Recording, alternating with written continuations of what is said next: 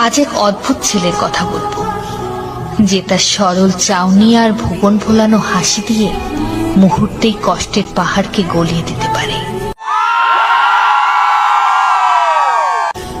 ডেইগুর এক কৃষকের ঘরে দাদির কাছেই বেড়ে ওঠে সারল্যে ঘেরা সেই ছেলেটি।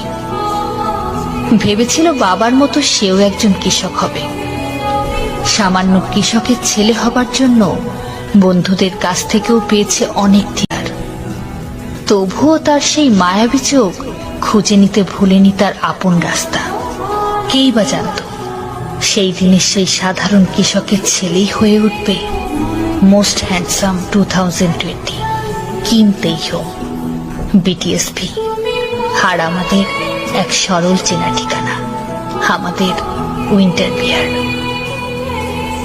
তেই-হোং ছেলেটা তার বক্সি হাসি দিয়ে মুহূর্তে জিতে নিল সবার মন, আর শিখিয়ে দিয়ে গেল আগলে রাখার শব্দার্থ। ছেলেটা তার সরল মনে যাই বলে সেটাকেই যেন খুব করে বিশ্বাস করতে ইচ্ছে করে।